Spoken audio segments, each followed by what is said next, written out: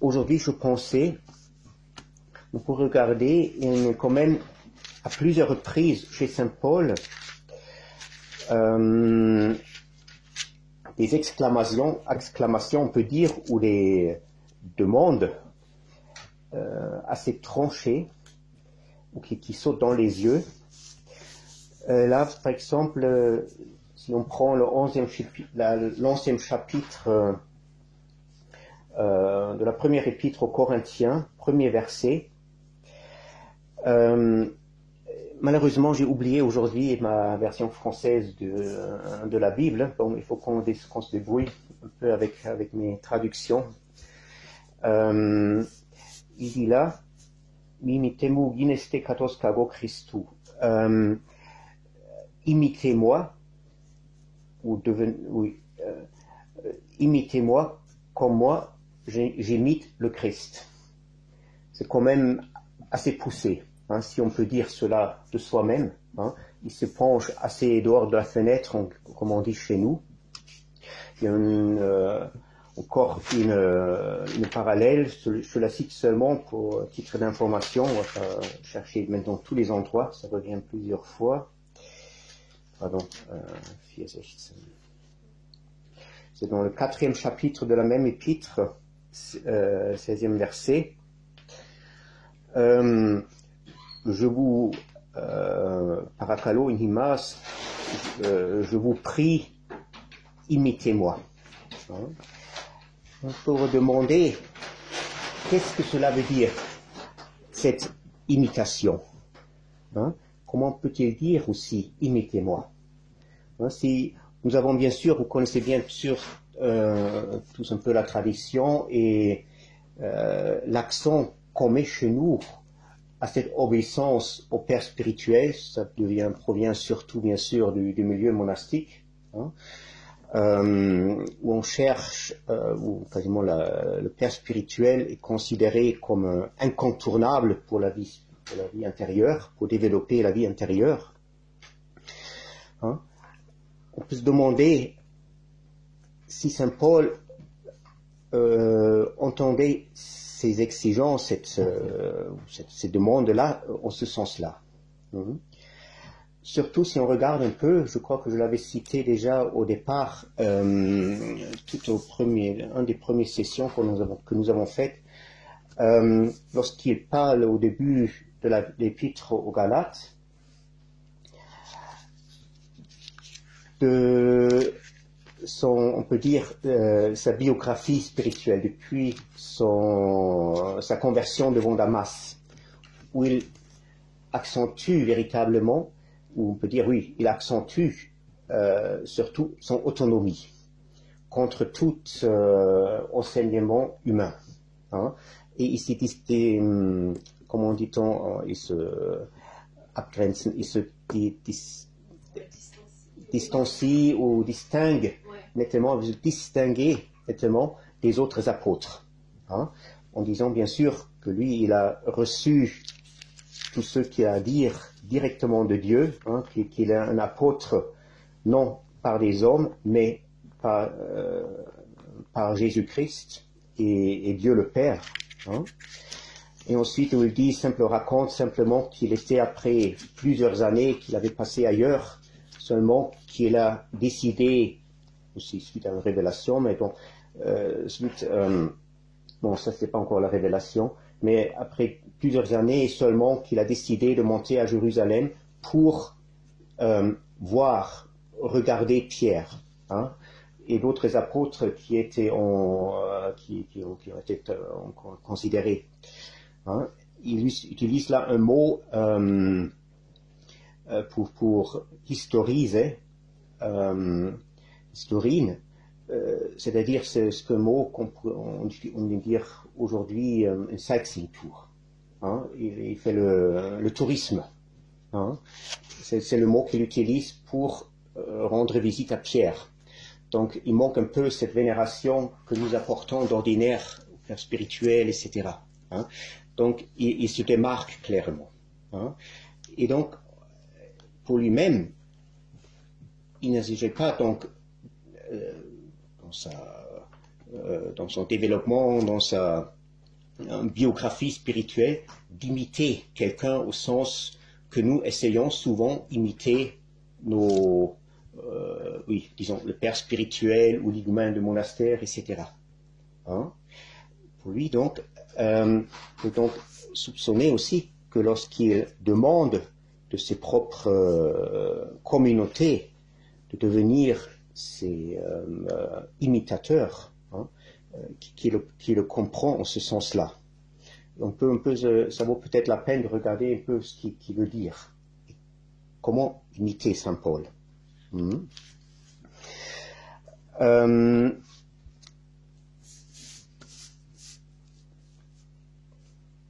Peut-être on peut s'approcher de cette question. Et là, on rejoint un peu notre lecture que nous avons abordée. Nous sommes surtout appuyés jusqu'ici sur la première épître des Corinthiens. Donc, on rejoint un peu cette épître en demandant pour quel but Saint Paul parcourt tout le monde connu de son époque. Pas tout le monde connu, mais déjà en grande partie, toute la bassine méditerranéenne, ce n'est pas mal. Puisque c'est ça justement qui motive aussi toute l'argumentation de la première épître aux Corinthiens. Hein? Si vous vous rappelez bien, il y a affaire à tout un groupe, plusieurs personnes, qui tout d'un coup s'acclament quasiment ou se mettent devant au nom de leur propre connaissance. Hein, en disant, voilà, qui sont devenus quelqu'un, on peut dire ainsi. Hein. Ils ont trouvé leur épanouissement dans cette connaissance et on déduise quasiment aussi une position ensuite, on peut dire sociale, hein, à l'intérieur du groupe, une position hiérarchique. Hein, ce que voit Saint Paul se dessiner dans ce conflit qui se montre là dans toute cette, qui commence à se montrer à Corinthe, hein, avec les scissions, les différents courants et les rivalités qui font apparition, etc., etc. Donc, à un moment donné, Saint Paul aussi lui-même, il discute cette question, la question pourquoi lui-même il se met en route, pourquoi il prend toutes ces peines sur lui. Hein? Et donc, bien sûr, on le voit partout et toujours. Hein, ça c'est pas un secret que même des personnes qui ont beaucoup sacrifié, qui ont beaucoup donné, etc. reçoivent ensuite en retour une certaine renommée. Hein, une certaine renommée, une satisfaction, il augmente dans la considération des hommes, etc., etc. Donc, il devient important et grand. Hein. C'est dans tous les milieux, c'est la même chose. Hein. Et même si matériellement, peut-être, ça reste modeste, mais intérieurement, ça peut beaucoup gonfler. Hein. Même d'une manière innocente. Hein, qu'on gagne une sorte de conscience qu'on a fait quelque chose d'important. Hein, on parle, on enseigne, je ne sais pas, on aide les autres, etc., etc. Hein, disons, c'est l'ego qui s'empare de nos bonnes actions. Hein.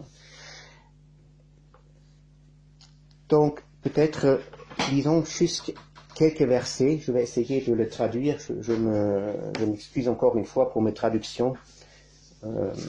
Est-ce qu'ils ont vraiment pas eu du temps, mais je n'arrive pas mieux à le faire. Donc, il s'agit ici du 9e chapitre de la première épître aux Corinthiens, à partir du verset 11 jusqu'au 18e. Donc, il commence. Si nous avons semé ce qui est spirituel, serait-il grand si nous moissonnons chez vous ce qui est charnel, hein, ou le matériel, hein, tasarkika. Si d'autres participent de vos biens, je paraphrase un peu, n'aurons-nous nous n'aurions pas le droit de la même chose, mais nous n'avons pas utilisé de cette autorité, c'est-à-dire de participer ou de profiter de leurs biens, mais nous supportons tout pour ne pas donner un prétexte, un achoppement à l'évangile du Christ. Maintenant, il va réciter certains exemples pris de l'Ancien Testament, alors du monde juif, que aussi le service spirituel ou le service dans le temple, etc., reçoit son salaire. Hein? Ne savez-vous pas que ceux qui travaillent, disons, dans le temple, mangent aussi de ce qui est dans le temple, que ceux qui servent à l'autel ont leur part à l'autel, hein, de leur part matérielle. De la même manière, le Seigneur aussi a ordonné que ceux qui annoncent l'Évangile doivent vivre de l'Évangile. Mais moi, je n'utilise de rien de cela. Je vous ai pas écrit cela pour qu'on me le fait, pour qu'il soit ainsi. Donc il dit, je mourrai plus tôt et personne n'ira vider ou anéantir cet honneur, cette Ruhm, laissons tomber, pardon, hein, vous pouvez lire après coup un peu dans une meilleure traduction, c'est pas très important cette phrase. Et maintenant faites attention. Hein. Si moi j'annonce l'évangile, ce n'est pas pour ma gloire, ce n'est pas pour me glorifier, car une nécessité m'est imposée. Malheur à moi, parce que malheur à moi, si je n'annonce pas l'évangile. Car si je le faisais de mon propre gré, j'aurais un salaire. Si, pas de mon propre gré, unfreiwillig, involontairement, alors, pas position de ma volonté, c'est une économie qui m'a été confiée. Donc, qu'est-ce que c'est mon salaire? Qu'est-ce que c'est ma rétribution? Pour que, en annonçant l'évangile, je pose l'évangile sans rétribution, sans en retirer la moindre chose. Hein? Pour ne pas utiliser de mon autorité, c'est-à-dire autorité en ce sens-là, de son droit, peut-être on dirait plutôt là ici, de mon droit en ce qui concerne l'évangile. Encore une autre pour conclure cette oui, un peu plus loin, il dit, et ensuite je vais aller au commentaire.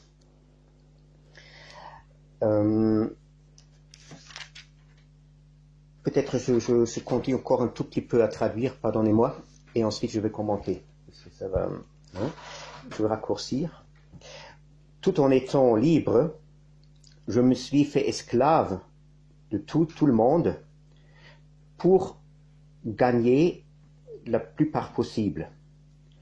Donc, je suis devenu juif pour les juifs, pour gagner les juifs. Pour ceux qui sont sous la loi, je suis devenu comme étant sous la loi, hein, etc.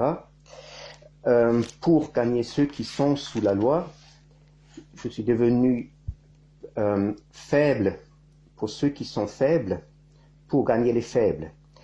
Tous, je suis devenu tout pour gagner quelques-uns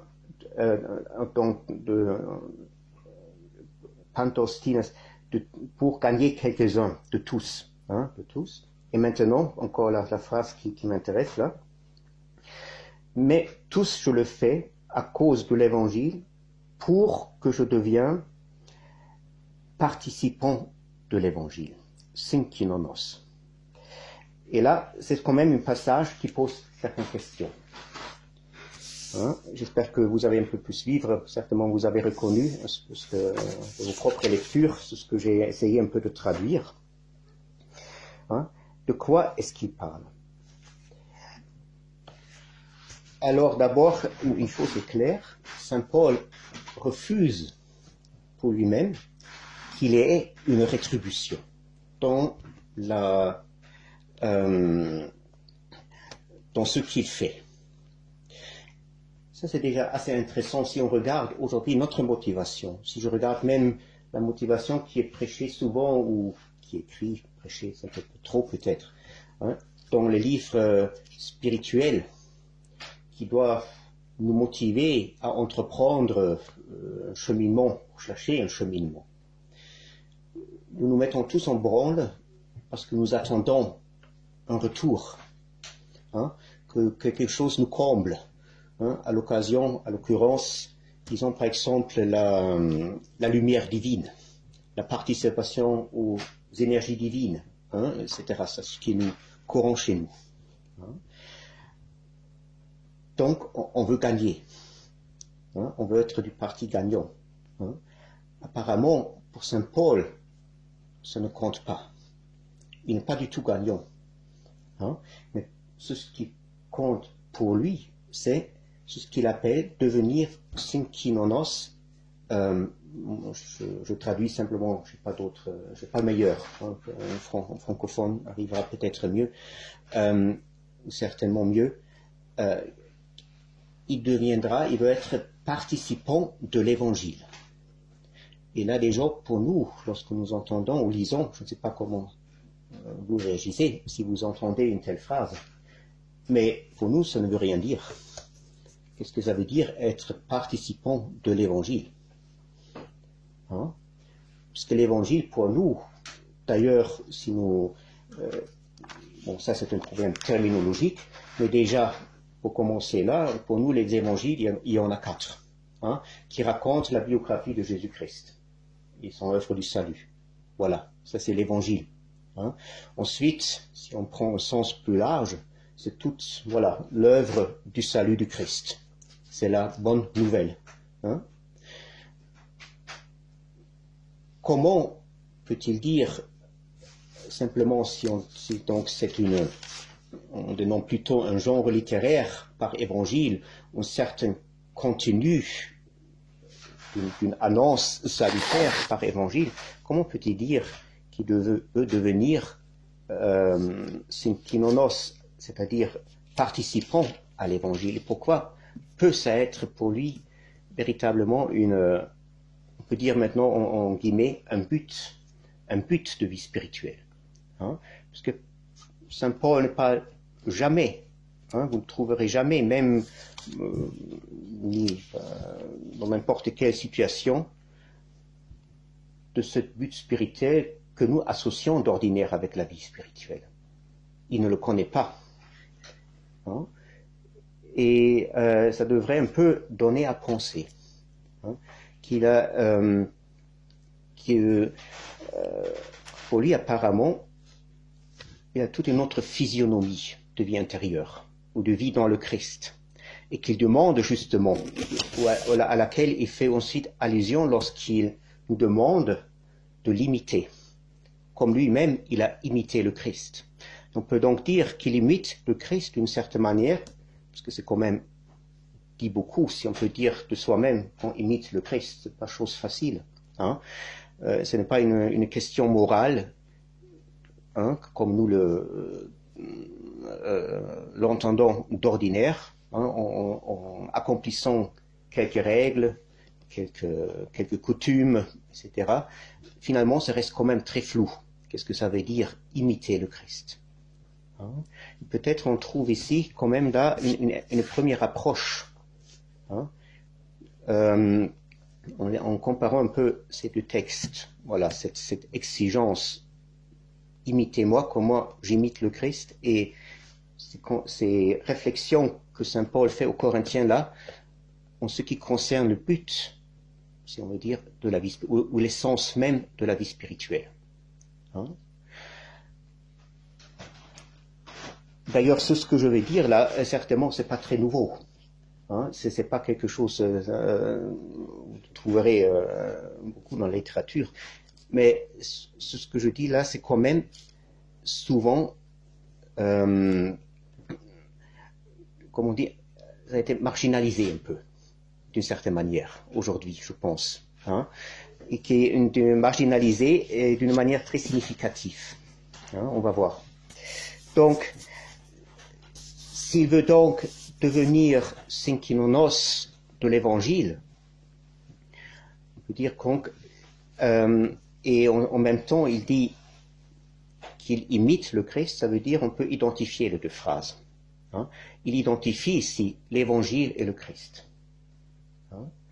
Donc l'évangile, on peut dire chez saint Paul, ne veut pas simplement dire la bonne nouvelle, la bonne annonce du salut, voilà, la prédication hein, qu'il fait. Pour cela, il a un autre nom. Hein. D'ordinaire, il parle du kérigme, hein, kérigma. Hein. C'est l'annonce publique. Hein, aussi, ce que faisaient aussi autrefois dans les cités, dans l'Antiquité, les haros qui annonçaient quelque chose, des décisions administratives, etc. C'était le kérigma. Hein. C'est ça la prédication. C'est pas l'évangile. Hein. L'évangile est encore autre chose que simplement cette annonce.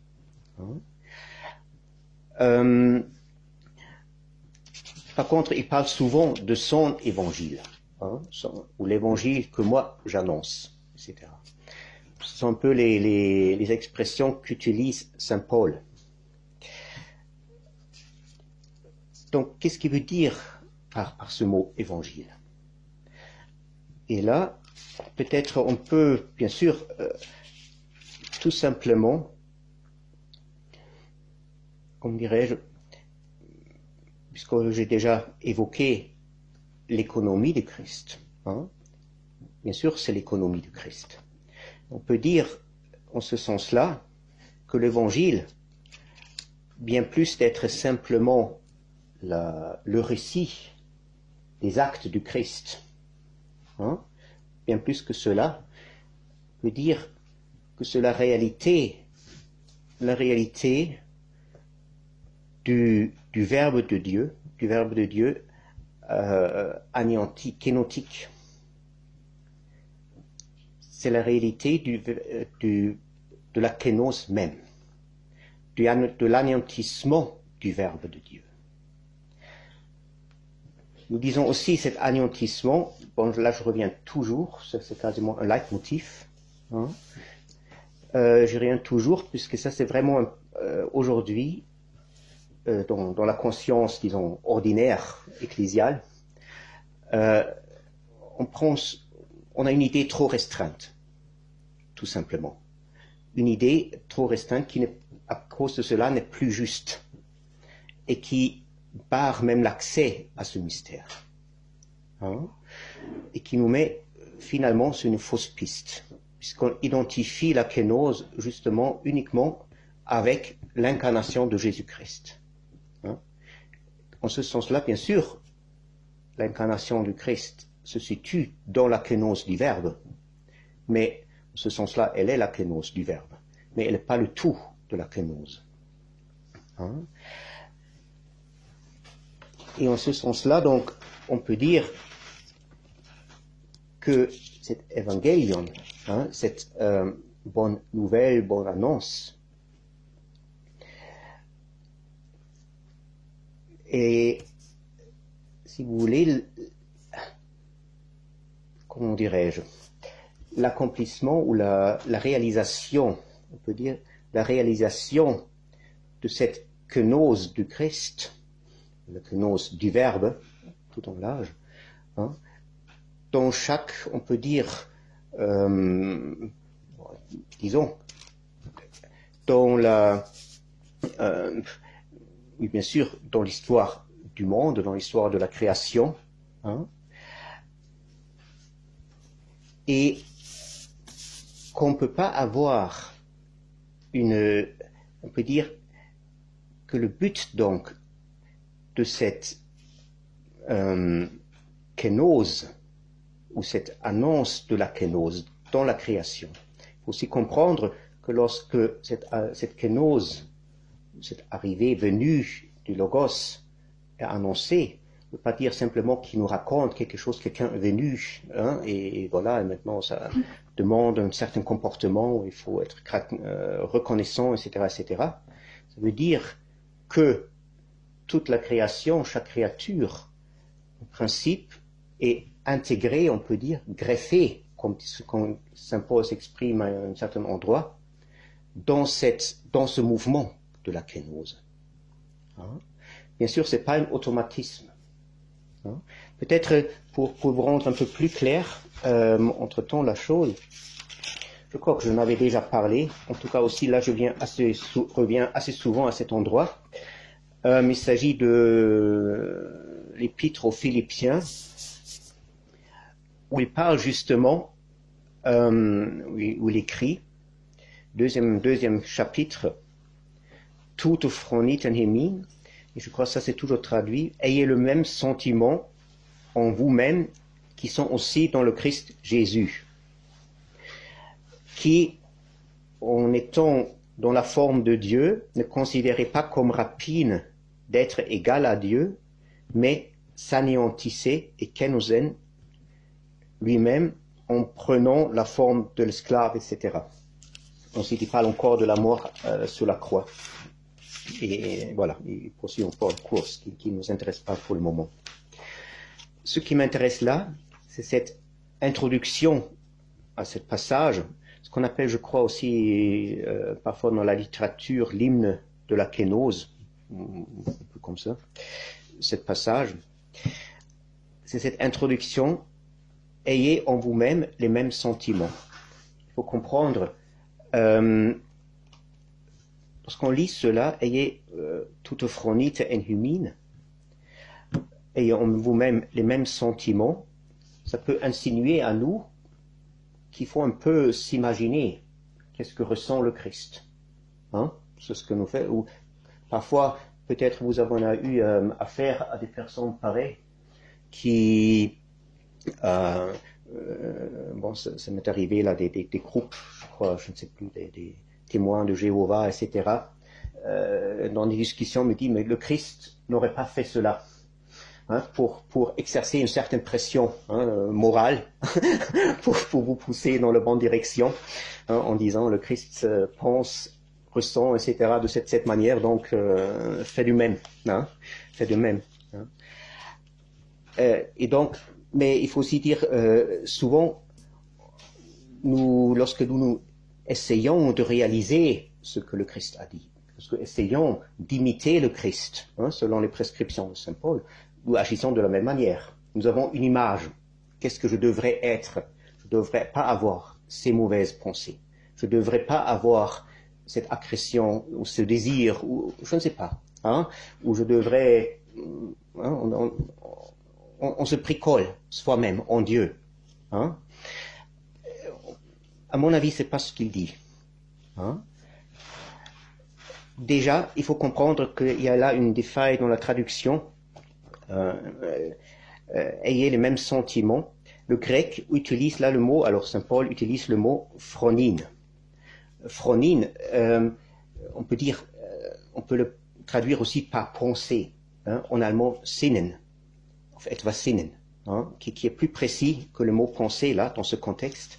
C'est-à-dire c'est un mouvement d'esprit, hein, pas nécessairement intellectuel, mais un mouvement d'esprit ciblé, hein, très concret. Hein, pas cette vagabondage à laquelle nous laissons d'ordinaire aller.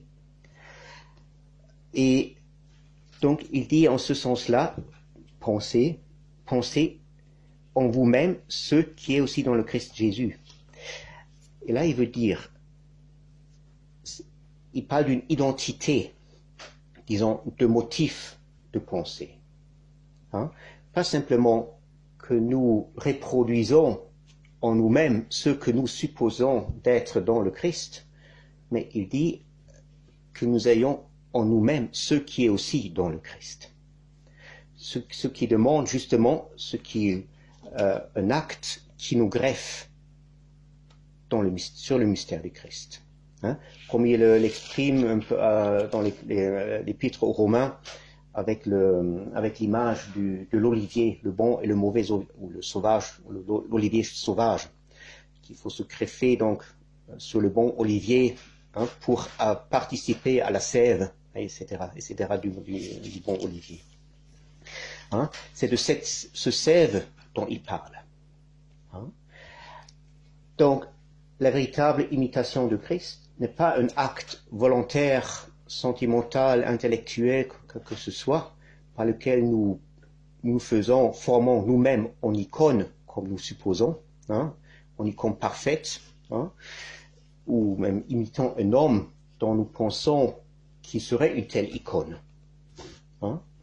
Mais c'est être nourri, alimenté par un sève qui nous est devenu peut-être accessible parce que, justement, le Christ s'est anéanti, est sorti, justement, le Logos est sorti de lui-même, à renoncer ou déposer son égalité avec le Père, hein, avec Dieu le Père, pour justement faire participer d'autres. Hein. Et donc, là, on commence peut-être à s'approcher un peu plus de ce que ça veut dire l'Évangile dans le contexte de Saint Paul. Hein? C'est pas du tout un ensemble de doctrines, hein, d'enseignements aussi spirituels qu'ils soient, mais finalement on peut dire c'est ce sève, hein, où le motif sève, bien sûr, c'est une image, hein, une sève, bien sûr, qui fait lorsqu'on reçoit ce sève, on participe à l'information génétique de ce sève. Hein, qui provoque un renouvellement dans l'homme. Et là, bien sûr, nous avons bien sûr l'idée tout de suite qui nous vient, une fois, supposons qu'on est greffé dessus, qu'on participe de cette grève, maintenant on va pousser un homme spirituel, un homme de connaissance. Hein. C'est ce qui est arrivé aussi à ces Corinthiens. Et ce que Saint Paul dénonce vivement.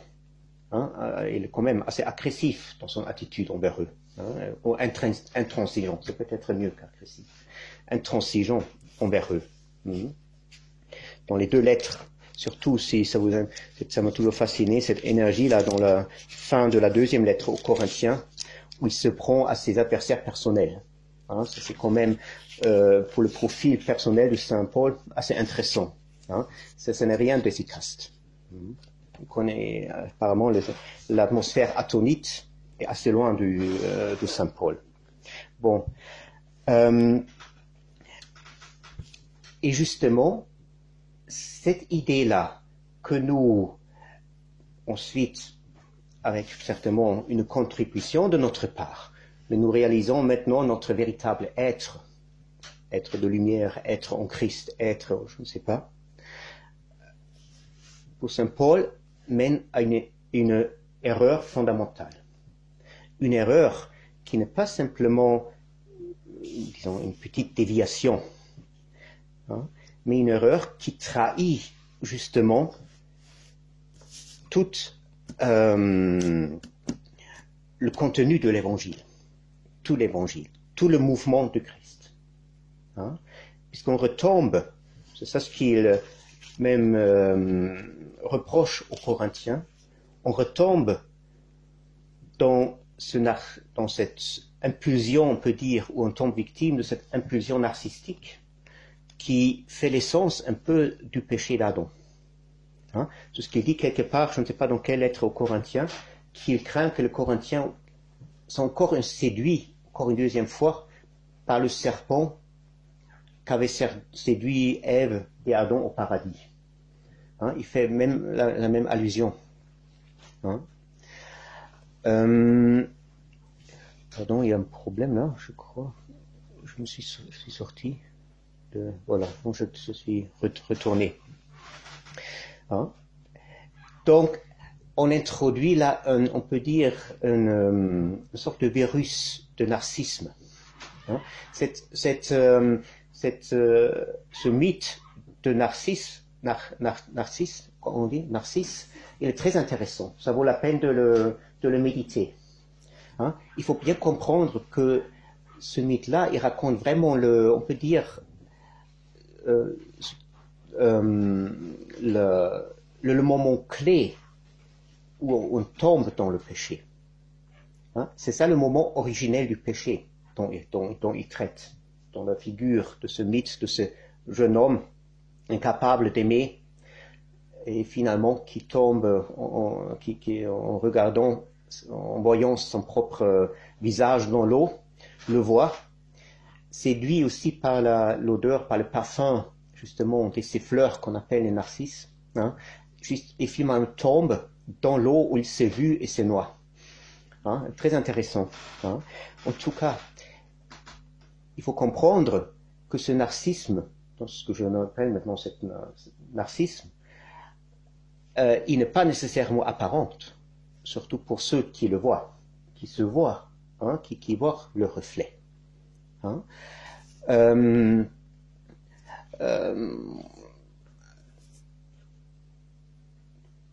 On se croit justement comme un reflet de Dieu.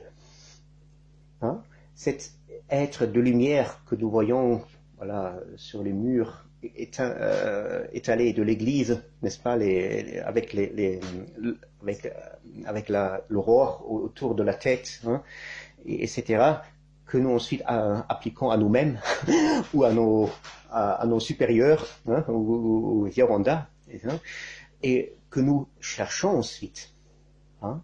Nous ne comprenons pas que nous sommes déjà là à quasiment nous obéissons aux insufflations du serpent, hein, et que nous ne sommes plus sur la voie de l'évangile, malgré que cela nous est quasiment dessiné devant les yeux, hein, comme une voie spirituelle. Hein. C'est pourquoi Saint Paul, il ne parle jamais de cette manière-là lorsqu'il parle, par exemple, aux Galatiens. Comment est-ce que vous avez... Bon, là, il y a une autre problématique avec les Galatiens, mais lorsqu'il dit, comment est-ce que vous avez pu dévier de la voie que je vous ai montrée, hein, de mon évangile. Justement, il insiste là fortement dans cet épître aussi sur son évangile. À vous, devant les yeux desquels était peint le Christ crucifié. Hein? Ce qu'il insiste toujours, c'est le Christ crucifié. Et c'est pas par dolorisme. Hein? On a toujours, bon, c'est culturel ensuite, en Occident, on a tout ce problème aussi, qui a poussé aussi sur une fausse, une erreur de spiritualité, une déviance de spiritualité. Ce dolorisme, cette accentuation ou instrumentalisation de la souffrance, hein, qui n'a bien sûr rien à faire avec la prédication des apôtres, hein, ça c'est, et qui est arrivé assez tardivement aussi, ça, c'est tout notre problème maintenant. Hein. Mais lorsqu'il parle de la crucifixion, hein, pour lui, la crucifixion, ça, c'est le point ultime, ou on peut dire la fine pointe de la kénose, du Christ tel qui se manifeste justement dans cette création-ci. Hein? Et donc, en oubliant cela, en se voulant donner quasiment une autre forme spirituelle, hein, bien sûr, on quitte le chemin tracé par le Christ. Hein? Donc,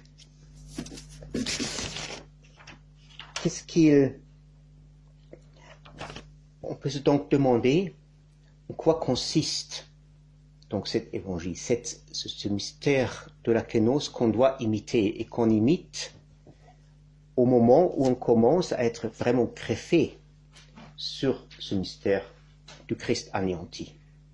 Hein? Encore une fois, notre vie, notre quête spirituelle, hein, il n'y a pas lieu de se demander comment participer à des énergies divines, à la lumière divine, etc. ce qui nous met en erreur. Mais la question essentielle, justement, c'est de trouver comment se greffer sur le tronc, sur le tronc de cet arbre qui signifie ou symbolise, on peut dire, l'histoire de la révélation. L'histoire de la révélation qui est autre chose que l'histoire du monde et autre chose aussi que l'histoire de la création. C'est aussi où on commet beaucoup de confusion. Donc, qu'est-ce que ça veut dire si on peut dire donc cet évangile veut dire le cours, on peut dire ça ainsi, la course, c'est peut-être mieux, la course de cet anéantissement, de cette histoire de révélation qui est associée avec la kénose à travers toute la création. Et si justement on n'arrive pas à réaliser la plénitude de ce motif qui est à la base, qui est à l'intérieur, ou qui anime cette course, si moi je pense qu'il faut l'arrêter dans mon propre image, que j'essaye de construire à la base, en me basant ou en me référant à l'évangile. Autant que je cherche encore mon propre visage, ma propre forme, dans cette kénose, apparemment, je vais trouver toute autre chose. Je tombe victime à la séduction du serpent. Alors pour saint Paul, et c'est pour ça que j'avais cité ces quelques versets du 9e chapitre, donc saint Paul, qui, là dans le concret de la situation ou configuration dans laquelle se trouve avec ces Corinthiens, déclare ouvertement d'en avoir aucun salaire. Même pas un salaire de connaissance, même pas un salaire d'une grande position parmi les autres apôtres, ou parmi eux, n'est-ce pas? Il est très ironique lorsqu'il désigne que vous êtes riches, mais nous sommes pauvres. Nous sommes faibles, mais vous êtes forts, puissants, etc., etc. Tous ces antagonismes qu'il dépeint.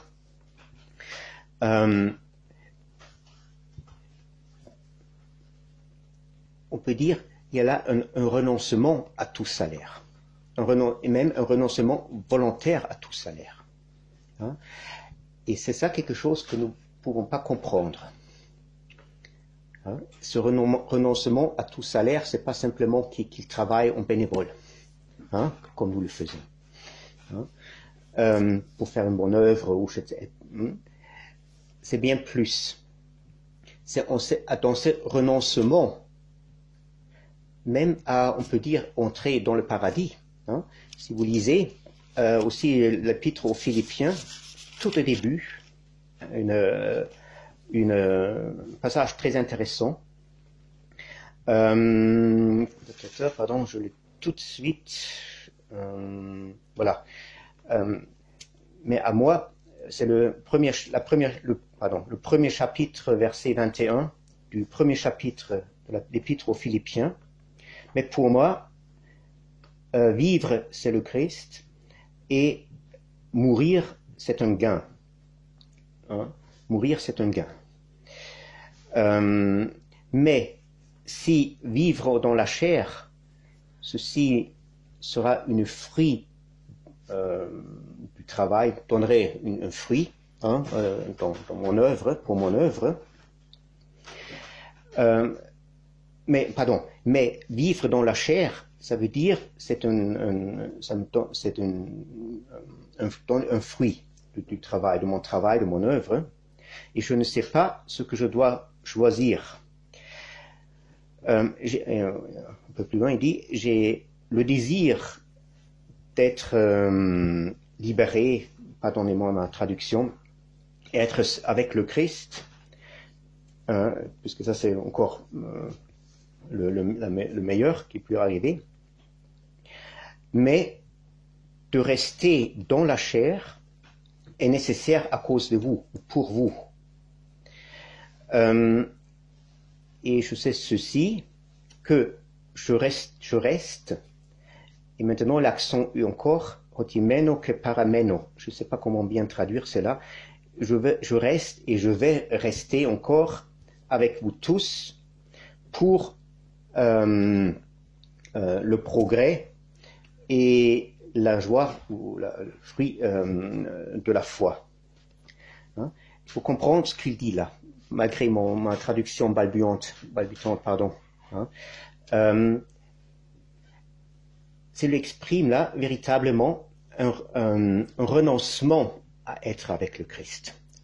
Hein? C'est pas simplement une réflexion un peu dans le théorique, hein? C'est ce que je pourrais avoir, ce que je peux pas avoir, ce que nous faisons, n'est-ce pas, un peu souvent. Hein?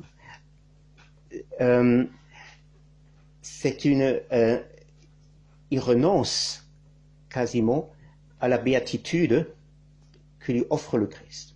C'est ce qu'il exprime encore dans le 9e chapitre aux Romains, là dans un autre contexte, envers les Juifs qui considèrent justement comme des adversaires de Christ. Alors c'est congénère, n'est-ce pas, en ce qui concerne l'Évangile, on dit « Je voudrais être anathema ». Une malédiction, comment dire, je voudrais être maudit ou... Comment est-ce que vous traduisez en français? Anathème, je voudrais être anathème, pardon, excusez-moi. Hein. Maudit, oui. Oui, ou je voudrais anathème, non, c'est mieux que de maudit. Hein. Je voudrais être anathème, ou je préfère être anathème en faveur de mes confrères du judaïsme. Hein. Anathème au Christ, il dit. Hein.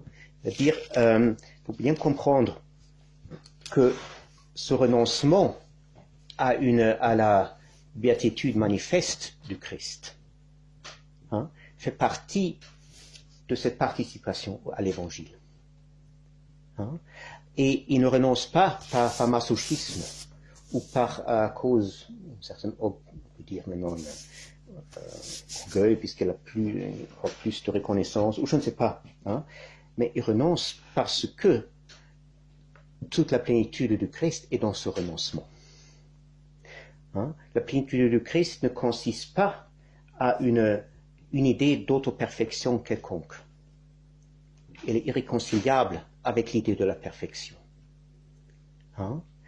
Et donc ce que saint Paul proclame ici, hein, ou qu'il veut que le Corinthiens comprennent, puisque eux ils se sont pris dans ce piège d'une existence de maître spirituel, voilà, hein, disons comme ça, tout simplement. Hein. Il dit que à ce moment-là, dès qu'ils commencent à concevoir cela, vivre cela, vouloir réaliser cela, en vérité, ils trahissent l'Évangile. Hein. Ils trahissent, et bien sûr, ça veut dire, ils se séparent d'avec le Logos. Hein. Commencent à construire leur propre logos, leur propre église ensuite. Une église qui n'est plus enracinée dans la course du logos à travers cette kénose, à travers aussi la création.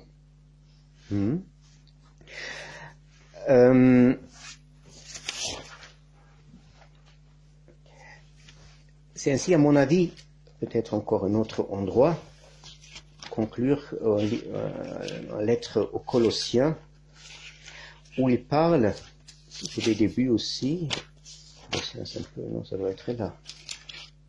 Voilà, c'est ici. 24.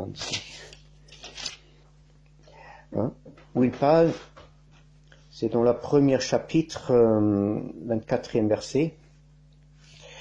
Maintenant, je me réjouis dans mes souffrances pour vous. Alors, les souffrances, soit qui se réjouit pour vous dans mes souffrances, ou qui se réjouit dans les souffrances qu'il supporte pour vous, pour nous. Et j'accomplis un pliro les manquements ou les défaillances, ou ce qui manque encore aux souffrances, aux afflictions du Christ dans la chair pour son corps, c'est-à-dire l'Église. Alors, il parle là qu'il y a encore quelque chose qui manque dans les afflictions que le Christ a endurées pour son corps. Hein? Ça semble aussi un peu étonnant, comme si dans l'œuvre du Christ, pas tout aurait été accompli. Hein? C'est certainement pas ce qu'il veut dire. Hein? Mais, et c'est ça maintenant que saint Paul donc prétend de pouvoir accomplir. Hein? C'est un mot peut-être, oui, Adam Piro.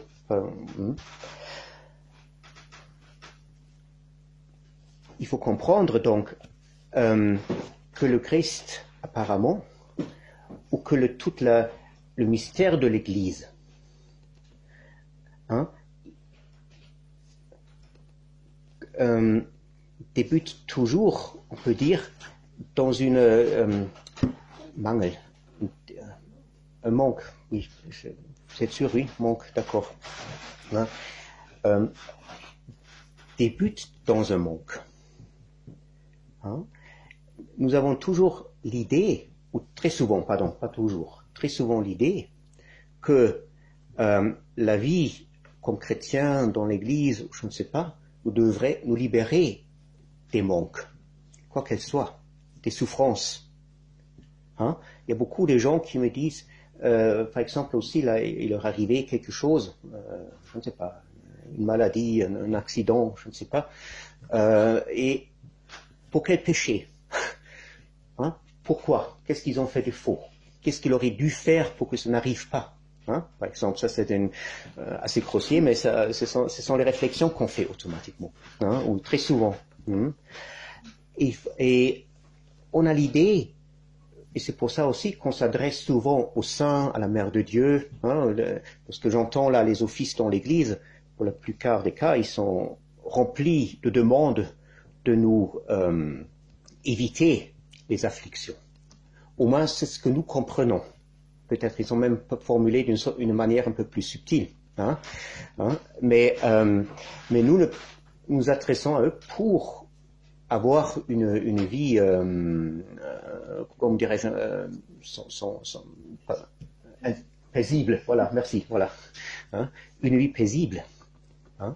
Mais apparemment, c'est pas du tout le cas. Hein? Et les hystérimata transcriptions, il y a quelque chose qui est où les afflictions du Christ sont restées. Et c'est justement que par ces afflictions seulement qu'on arrive à je veux dire, saisir justement ou s'intégrer dans cette course de la kénose. La kénose même évoque les afflictions. Hein? Nous vénérons pas par hasard un Dieu qui s'est fait crucifier. Hein? Et la croix était quasiment on peut dire, était évoquée par le Christ lui-même. Hein? C'est pas une invention des Romains. Hein? Peut-être le bois en soi, l'instrument, disons, matériel, d'accord. Hein? Mais la croix a encore une dimension qui n'a rien à faire avec la justice romaine. Il faut bien le comprendre. Et que le Christ s'est soumis à la croix, à la souffrance et aux afflictions, bien avant la création du monde. Comme dit l'Écriture à plusieurs reprises. Et bien sûr, ces afflictions-là ont une autre, disons, n'ont pas la forme, peut-être ne sont pas substantialisées de la manière qu'ils sont substantialisent ensuite pour l'homme tombé et s'étant séparé de Dieu. Hein?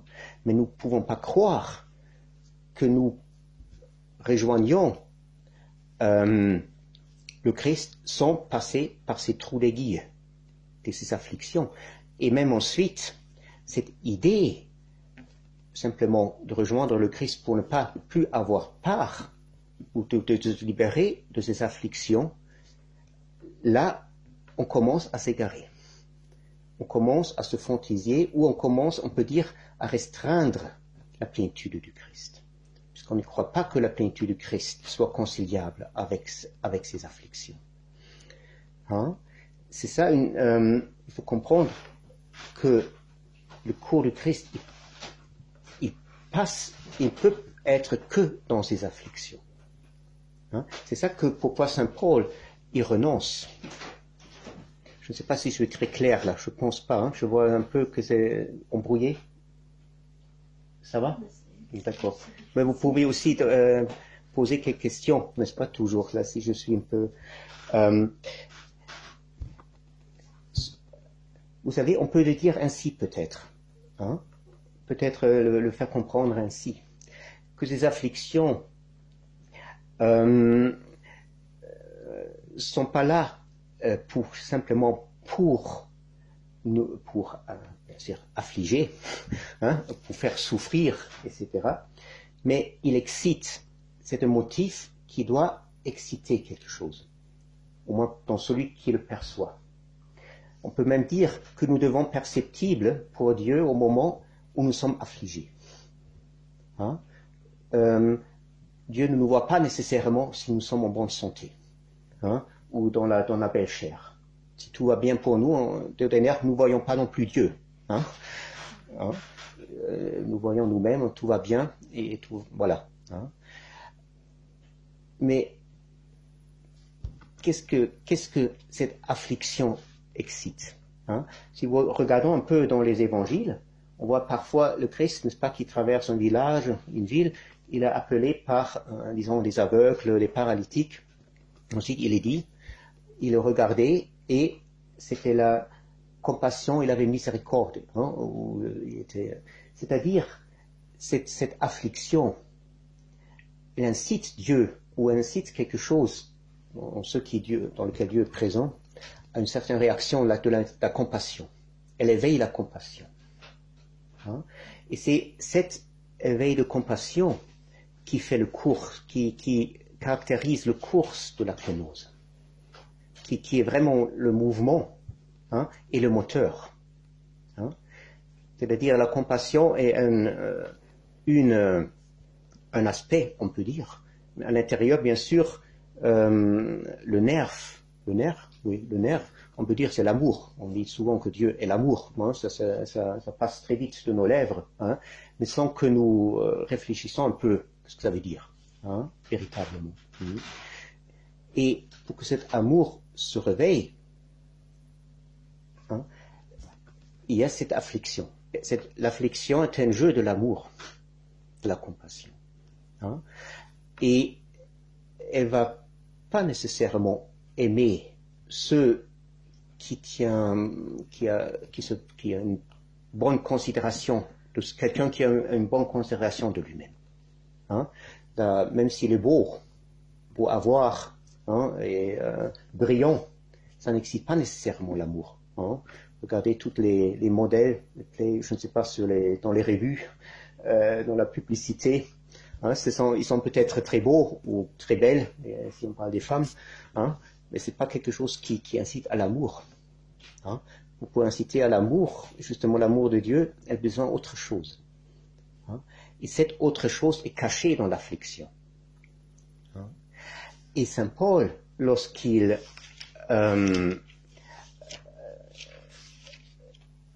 donc conteste, on peut dire, la démarche des Corinthiens, hein, de sa communauté ou de ceux qui se tient pour les meneurs de la communauté, il leur rappelle quelque chose. Hein. Il leur rappelle justement qu'ils ont quitté cette authenticité de l'expérience du logos de la kénose. Hein. Et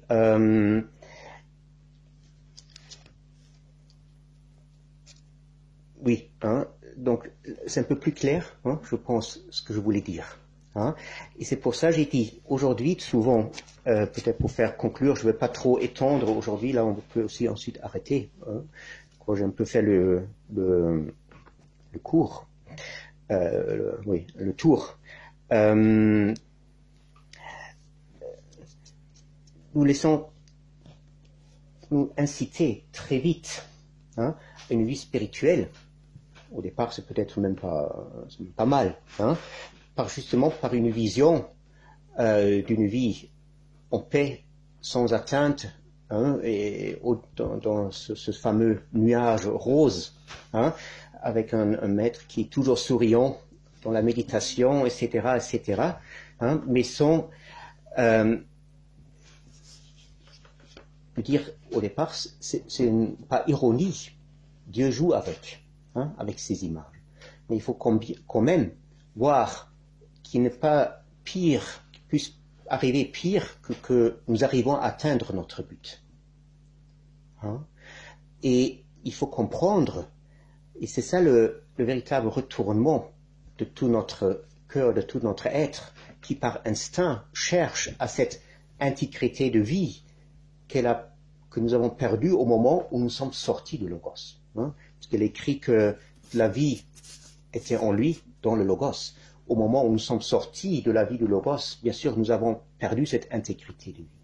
Nous ne comprenons pas que cette intégrité de vie, elle ne consiste pas simplement à la reconstitution, restauration de notre, disons, personnalité, mais elle consiste justement dans cette, on peut dire, éveil de compassion.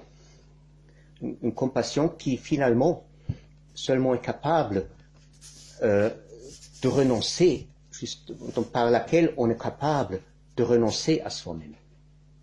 Véritablement renoncer à soi-même.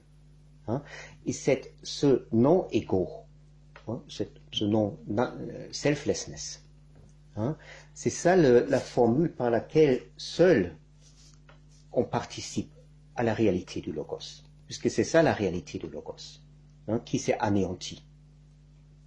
Cet anéantissement du Logos, cette kénose du Logos, ne veut pas dire qu'il avait là un trésor, et pour un certain temps il a déposé, parti, ensuite il a repris. Et maintenant il continue avec sauf cette petite interruption, la banchère qu'il avait auprès du Père. Ça ne veut pas dire cela. Cette kénose révèle aussi une qualité, on peut dire, essentielle de Dieu. Puisqu'elle est ce que les Anglais, en français, malheureusement, on n'a pas une expression, on ne peut pas le formuler. En allemand, on peut dire Selbstlosigkeit, c'est la même chose, comme selflessness. Révèle que c'est ça l'essence de Dieu. Et donc, cette selflessness, elle se réalise dans la kénose. La kénose est déjà enracinée, on peut dire, même en Dieu lui-même, si on peut parler de cette manière-là. Et nous ratons, autant que nous cherchons ou nous commençons à vouloir réintégrer certains éléments que nous croyons avoir compris de la vie spirituelle, du but spirituel, dans un ego, dans une entité, on peut dire. À ce moment-là, nous ratons même, justement, la divinité. Ou tout ce qui est authentique, on peut dire. Et tout ce jeu de l'affliction, bon, là il y a aussi le péché qui intervient, là je ne veux pas rentrer maintenant. Il faut comprendre qu'il est là, il n'est pas là pour nous faire souffrir, mais elle est nécessaire dans ce jeu ironique de Dieu, pour inciter la compassion. Et à ce moment-là, toutes ces choses, l'affliction, la souffrance, elle prend on peut dire, un autre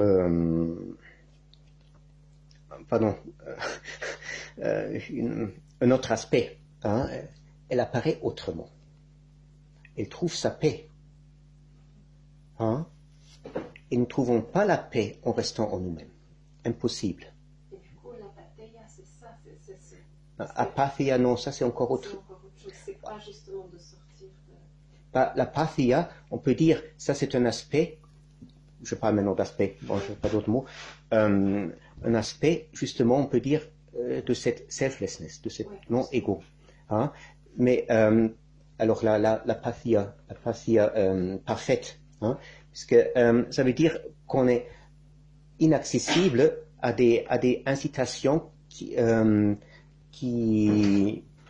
on peut dire, puisqu'on perçoit encore tout, hein, mais on va plus les prendre pour reconstruire un ego. Hein. Notre perception maintenant, elle contribue toujours, n'importe ce qui nous arrive, on va toujours le mettre en service de notre ego, d'une manière ou l'autre. Hein. Et la pathia veut dire que malgré qu'on voit qu'on participe à la vie n'importe comment, mais cet mécanisme qui constitue l'ego, il est interrompu, il n'existe plus.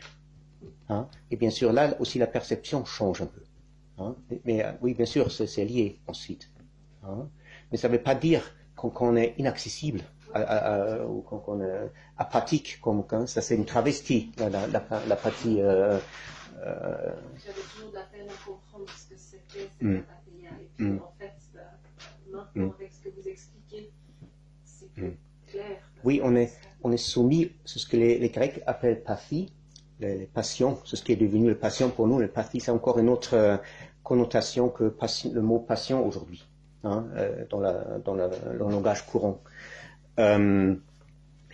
C'est quelque chose où nous sommes exposés justement par notre sortie de cette, on peut dire, cette intention de kénose, hein, exposés à une conscience de réalité complètement différente, hein, et qui finalement nous rend esclaves. Hein. On parle de nous-mêmes, n'est-ce pas? On croit à notre autonomie, à notre souveraineté, mais finalement notre ego est l'esclave de tous. Hein. Il n'est pas maître de lui-même. Hein.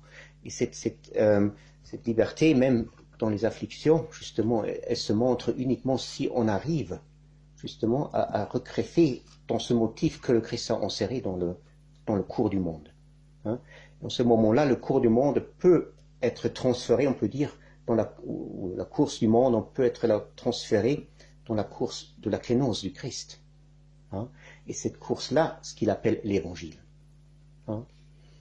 Donc c'est tout autre chose. Voilà, c'est ce que je voulais un peu exposer aujourd'hui, là, une petite esquisse. Je sais pas si... Je me posais la question, si Grégoire Palamas avait vécu à la même époque que Saint Paul, est-ce que c'est totalement antinomique leur vision par rapport aux énergies à créer? Alors moi, personnellement, je pense, voilà, je sais, je me vais bien sûr bien attaquer, mais personnellement, je pense que la théologie de Palamas, c'est vraiment une symptôme de décadence.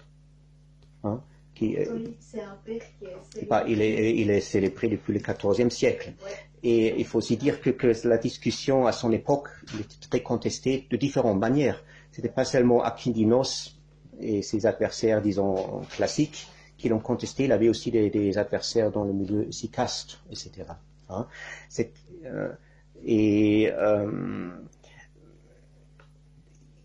Bien sûr, il était considéré comme un des pères, des points de référence, hein, mais faut aussi dire, c'est la position qu'il a aujourd'hui dans la théologie orthodoxe, il a depuis le 19e, ou disons depuis le 20e siècle, pas avant. Hein, ça aussi. Et la discussion autour de Palamas n'a jamais été, en époque, terminée, proprement dite.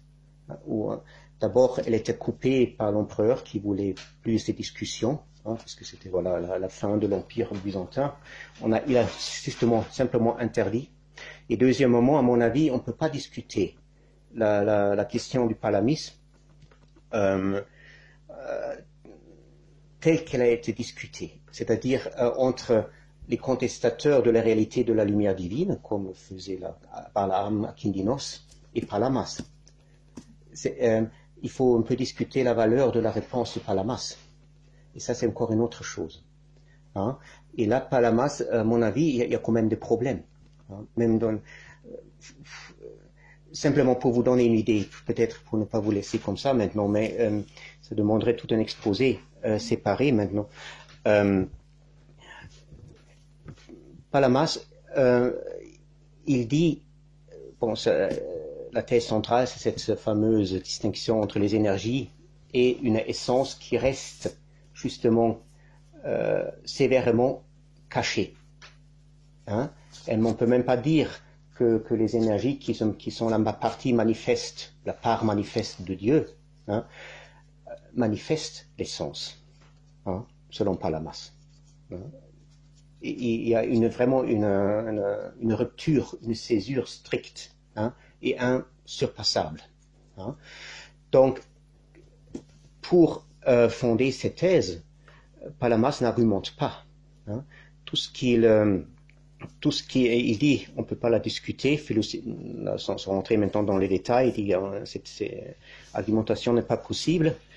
Il se réfère à ce qu'on appelle la preuve d'autorité, hein, l'autorité d'autres pères avant lui, où il prétend de pouvoir extraire cette thèse, hein, toute la tradition patristique. Donc c'est une relecture de la tradition patristique. Hein. Et si on regarde un peu, là il y a dans les Antirétikos et d'autres, surtout dans l'Antirétikos de Palamas, où il fait le florilège, hein, des extraits des Saints-Pères avec ici et là des commentaires, des petits commentaires pour prouver sa thèse, on voit vite qu'il fait beaucoup violence au texte. Hein? C'est pas très convaincant. Vous trouvez même, par exemple, Siméon, le nouveau théologien, qui a quand même fait aussi autorité, hein, parmi dans la mystique byzantine, au XIe siècle, il cite dans des hymnes, à certains endroits, des positions de gens qui apparemment professent des doctrines comme l'a professé Palamas. Hein? Et il dit clairement que ce sont des positions hérétiques, que ça ne correspond pas à la... Bon, hérétique, c'est lui qui dit, c'est pas moi maintenant, mais hein, donc, à mon avis, il faut comprendre que Byzance aussi a subi une grande décadence, même spirituellement. Et Palamas, en étant sous la contrainte de devoir défendre une certaine expérience mystique, contre les accusations d'un certain milieu là, en Byzance, il a repris des paradigmes. Hein. À mon avis, même cette expérience ne va pas très loin, justement. Hein. Ça montre déjà qu'il y a des déviances. On a aussi une idée très simplifiée de la vie spirituelle, ou de la tradition spirituelle. Hein, c'est monolithique. Hein. La lumière tombe sur nous et tout va bien.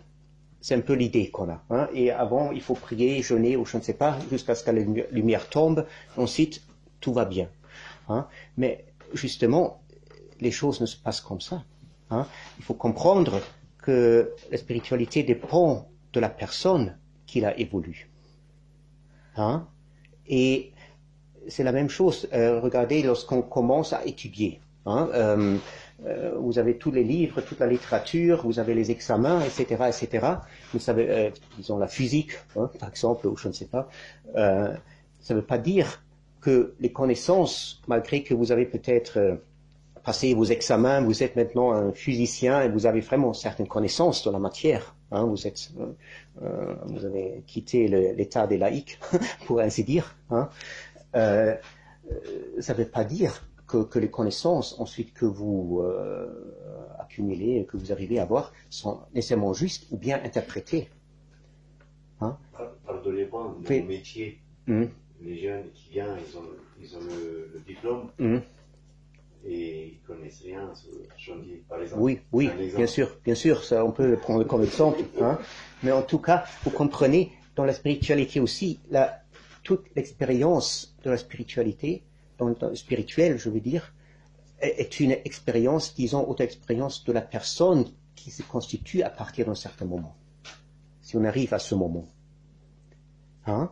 Et bien sûr, ça, c'est aussi assujetti à des différentes, à tous les séquelles possibles.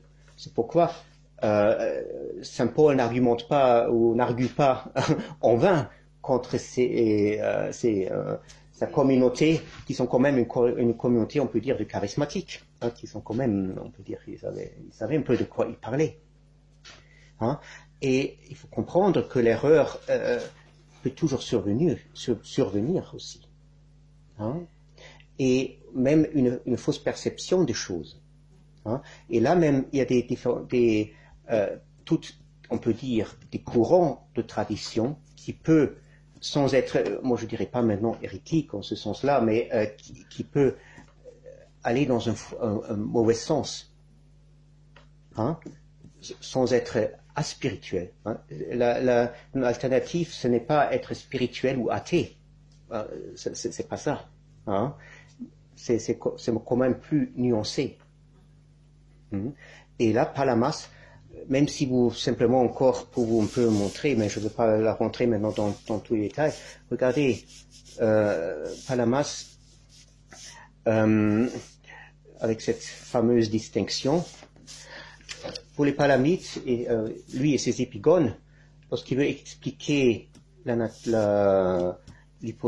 l'union hypostatique, c'est-à-dire l'union des deux natures dans le Christ, de la nature humaine et divine dans le Christ, pour lui, puisque les deux natures, c'est synonyme avec essence, ne peuvent pas sortir d'elles-mêmes. Elles restent en elles-mêmes. Donc le lien se fait kat energia, hein, selon l'énergie, selon les opérations, cette partie extérieure, hein, sans que les deux natures se touchent. Hein, ça c'est aussi. Mais ça contredit clairement, vous savez, lorsqu'on a au troisième concile, je crois que c'est le troisième d'Éphèse, lorsqu'on a pour la première fois discuté un peu cette question, hein, il a été bien marqué, je ne sais pas maintenant, tout là, il faut regarder les textes, mais il y a toute une liste où ils disent ce que cette union hypostatique n'est pas. Hein. Et surtout, alors, cette Henosis katipostasin, comme disent les Grecs, katipostasin, c'est une classe pour elle-même, comme union, hein, selon l'hypostase. Et il exclut une union kat energia, une union selon les énergies, ce qui va contrairement contre la palamite. Hein? Donc, on voit là, il y a un écart, hein, dans ces différentes traditions. Hein, on peut maintenant demander qui a raison, ça c'est une autre question. Le problème aussi qu'on voit chez le palamisme, il ne peut pas donc penser, il n'a pas de notion d'hypostase valable, de personne. Hein, c'est ce que les Grecs la nomment hypostase, nous le nommons personne. Et personne, bien sûr, c'est pas ce assemblage de sentiments, pensées, etc., empiriques, hein, que nous vivons tous les jours. Ils veulent entendre autre chose, mais quand même. Hein. Donc, on voit là les faiblesses. À mon avis, Palamas n'est pas une référence, ou pas une référence incontestable. Hein. Et c'est pour ça, pour moi, cet efficacement d'aujourd'hui, qu'on voit aujourd'hui célébré au vécu même au Mont Athos, hein, surtout là, ça c'est le centre aujourd'hui, hein, qui aussi, bien sûr, c'est ce palamisme, disons, aujourd'hui, n'est pas celui du XIVe siècle non plus, il faut le voir, hein, il y a quand même, hein, l'histoire de la réception change, hein, toujours, hein. Mais à mon avis, comme disait encore une fois quelqu'un, moi, pour un moine atonite aujourd'hui, Saint Paul n'est plus compréhensible. Hein? L'intention ou l'essence de la théologie paulinienne, elle n'est plus compréhensible. Hein? Puisqu'ils vivent selon un paradigme, un certain paradigme qu'on ne trouve pas dans ces écrits.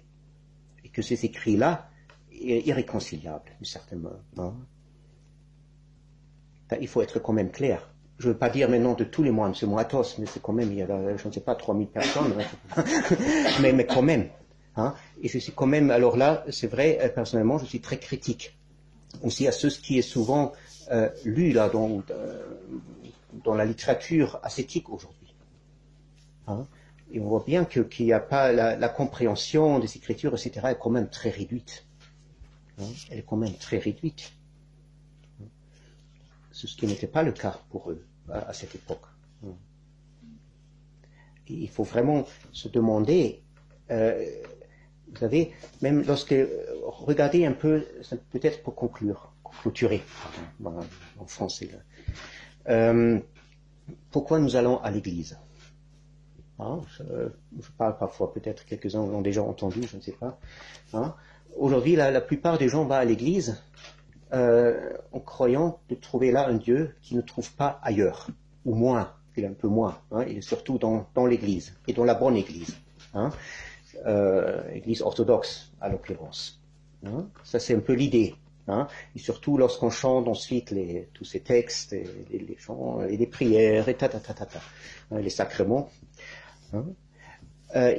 Donc, on s'enrichit. Ensuite, on ressort et on veut emporter. C'est ce qu'on a reçu. Même un évêque, là, bon, il était déjà en retraite, un peu vieux, mais il m'a dit, ouais, il faut garder ce qu'on a reçu pendant les offices dans l'église, il faut le garder aussi long que possible lorsqu'on est ressorti. Dans la vie ordinaire, on oublie très vite, n'est-ce pas? Il suffit que le mari ou la femme laisse tomber un mot, et là, toutes les prières sont foutues. Hein. Donc, on croit là d'emporter quelque chose, de s'enrichir. Hein. C'est un peu ça. Surtout avec la communion, avec toutes les conséquences absurdes que ça apporte ensuite. Hein. Cette idée que je reçois un Christ que je n'ai pas autrement. Hein. Il faut comprendre que les anciens, et ça aussi, peut-être on peut faire aussi un jour une petite session là-dessus, puisqu'il parle des réunions que faisaient, hein, surtout dans la première épître aux Corinthiens, on peut en déduire certaines choses qui sont assez intéressantes.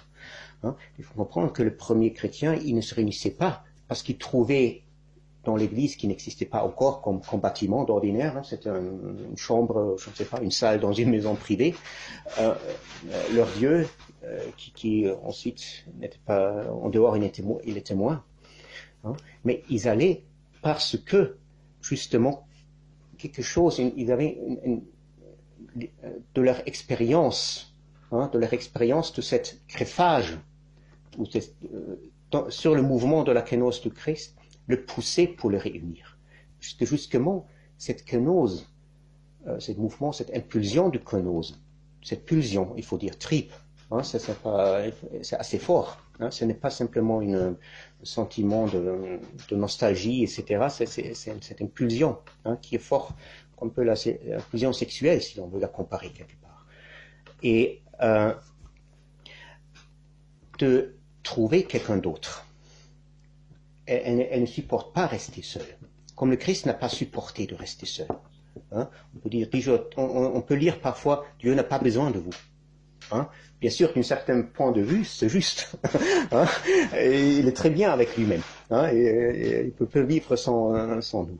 Mais quand même, hein, il faut comprendre quand même qu'il a livré son Fils, comme nous disons, comme même dit Saint Jean, dans l'évangile de Saint Jean, que nous lisons dans l'anaphore. Il a livré son propre Fils, hein, à la mort, hein, justement pour trouver un seul. Il serait allé aussi, s'il y a une seule personne, hein, il savait bien sûr qu'il y avait plusieurs personnes, mais il serait aussi monté sur la croix pour une seule personne. Hein, là, il ne fait pas distinction. Et donc, c'est à ce point-là qu'il ne supporte pas de rester seul. Hein. Justement, bien sûr, là, l'homme quasiment devient héritier de cette pulsion. Elle se prolonge en lui. Il est mu par cela. Et donc, ils se sont réunis. C'est ça la motivation pour se réunir. Hein? C'est-à-dire, ils se sont réunis parce qu'ils avaient Dieu en eux. Et bien sûr, le caractère, ce qu'ils faisaient dans l'office, c'était quand même autre chose que ce que nous faisons aujourd'hui. On ne demande jamais si c'est la même chose, si les apôtres, lorsqu'ils rompaient le pain, faisaient la même chose que nous faisons aujourd'hui dans la liturgie. C'est quand même une question intéressante. On présuppose, a priori, que oui, c'est identique.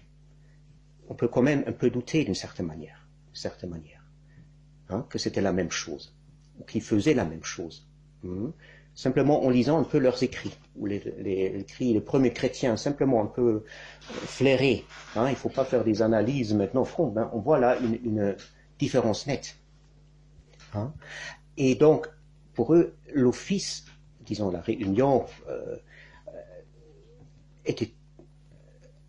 avait tout un autre caractère. Hein. peut-être vous avez peut-être entendu un certain Alexandre Schneemann, grand liturgiste, hein, ses livres sont très intéressants. Et je crois que c'était dans son œuvre principale, la théologie liturgique, ou la liturgie eucharistique. Je ne sais pas exactement le titre. Voilà, c'est un des livres majeurs qu'il a écrit. Il parle qu'au moment, là, il reprend un peu historiquement la chose, cette question, il dit qu'un changement d'identité assez profond est survenu dans l'Église au moment, bien sûr, où elle devenait, disons, société. Église impériale, quand c'est un processus, on ne peut pas dire à cette date, hein, ça c'est toute une longue période de transformation. Il a constaté par ces liturgies qu'il y avait un changement d'identité profond et que même le caractère d'office, autant qu'il a pu voir, a beaucoup changé.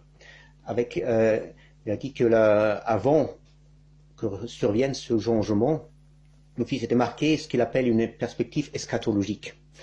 Hein, eschatologique, là, ne veut pas dire quasiment on voit le futur, le temps dernier, hein, mais il veut dire que ces offices-là étaient célébrés dans la pleine conscience, je peux dire ainsi, de la présence du Christ.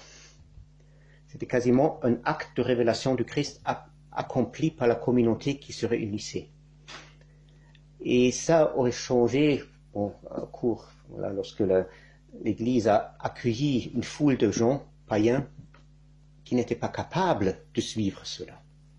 Et là, bien sûr, on a changé les offices et on en fait un moyen de mission, d'enseignement, de catéchèse et de transmission de quelque chose que les autres n'avaient pas. Hein? Et ça concerne aussi ce rôle du clergé et tout cela d'une couche de spécialistes qui transmettent aux autres, au moins pour un certain moment, dont les autres ne disposent pas. Hein? Donc là, le caractère a vraiment changé. Hein? Et donc, vous comprenez que il y a des changements profonds de paradigme, on peut dire, paradigme dans l'Église, au cours de l'histoire de l'Église, qui provoque même une certaine aliénation envers ce qu'on pourrait dire est son essence. Hein? Puisque tout d'un coup, tous les contextes changent. Je mets la manière de prier. Hein? Par exemple, aujourd'hui, beaucoup de gens vont dans l'Église pour implorer des saints pour telle protection, etc. À mon avis, c'est toujours peut-être fait, hein? Mais ce n'est pas le propos de l'office. Hein? On va prendre la communion pour recevoir le Christ. C'est pas le propos de la communion. Hein? Ensuite, j'avais eu des personnes qui m'ont demandé, je le cite souvent, mais c'est un professeur de théologie qui était venu à Saint-Antoine un jour. Après la liturgie, il est venu avec un pansement. Il m'a dit qu'il a saigné. Donc ça, c'est une chose commune. Alors, il faut brûler, parce que maintenant, il a communié, c'est un sang sanctifié. Ensuite, il m'a encore demandé pour combien de temps maintenant son sang est particulier. Je ne sais pas comment exprimer, j'ai oublié la fonction. Hein? Mais c'est ce qu'il m'a demandé finalement. Il faut comment se rendre compte combien de temps est-ce qu'il lui faut pour digérer son Dieu. Hein? Jusqu'à ce que son sang redevienne normal. C'est fou. Mais c'est une conséquence d'une fausse vision des choses. Puisque vous savez, la communion n'ajoute rien de sainteté à vous. Vous ne sortez pas plus saint que vous êtes. Hein? Il faut être clair. L'autre jour aussi, bon non, je ne veux pas ajouter la DSS, ça n'a aucun sens. Hein? Mais il faut comprendre que cette vision-là que nous avons des choses, elle est due au fait que les repères ont profondément changé. Hein? Et on a attribué ensuite au sacrement, quoi que ce soit, des fonctions qu'à l'origine ils n'ont pas. Elles n'ont pas eu.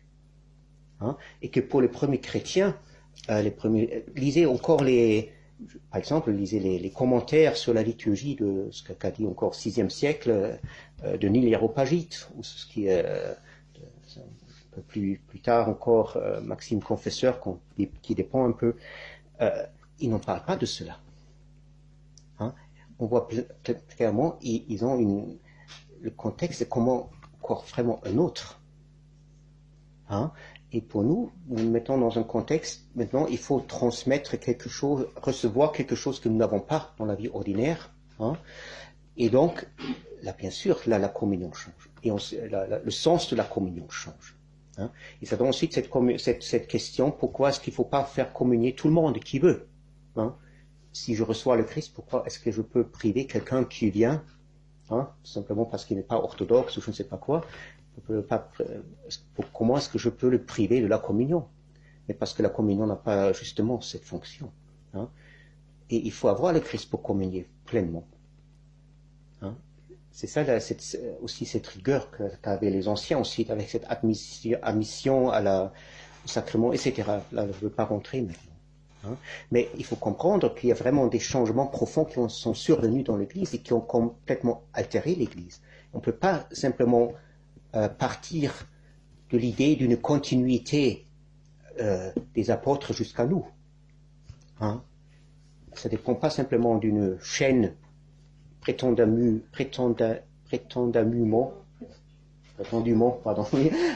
ininterrompue qui va de Saint-Pierre, ou je ne sais pas qui, ou Saint-Paul, jusqu'à Monseigneur Joseph. Hein? C'est pas ça la continuité de l'Église. Il faut bien comprendre. Hein? Justement, l'Église consiste de cette vie de l'homme intérieur, mais vie de l'homme intérieur, justement aussi ce mystère de cette vie d'authenticité et vie de kénose. Hein?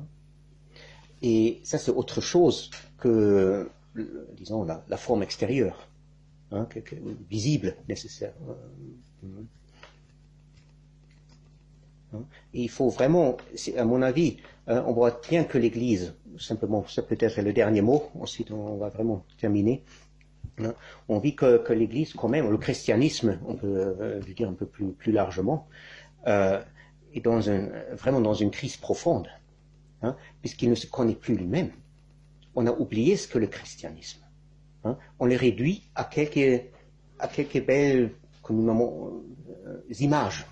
Hein, que nous dessinons nous-mêmes, hein, et sans vraiment encore être capables d'atteindre l'essence des choses et de la faire fructifier. Hein. Et si nous n'arrivons pas, et là il faut être vraiment un peu radical, hein, il faut un peu se délibérer puisque tout ce que nous voyons apparaît devant nos yeux avec une force de conviction. Hein. Avec une conviction que, voilà, Dieu est ici. Hein? Et ça, c'est la première erreur. Hein? Il faut vraiment se libérer de ces, comment dirais, illusions que nous inflige notre propre mental, puisque certaines choses correspondent à certains besoins de nous, etc. Hein?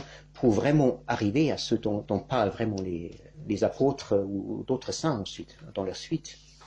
Hein? Et si nous ne le faisons pas, à mon avis, le christianisme, bon, certainement, ne va pas disparaître, mais si on veut vraiment aussi vivre les choses, hein, et on a un intérêt d'avoir une vie authentique, hein, il faut faire plus. Hein. Ça ne suffit pas de rester dans son coin avec cette idée, voilà, il suffit une vie de famille, une vie de moine, moignal, ou je ne sais pas. Là, on est dans la grande tradition, c'est sûr, et on fait obéissance à tel père spirituel. Ça ne suffit pas. Hein? Ça ne suffit pas.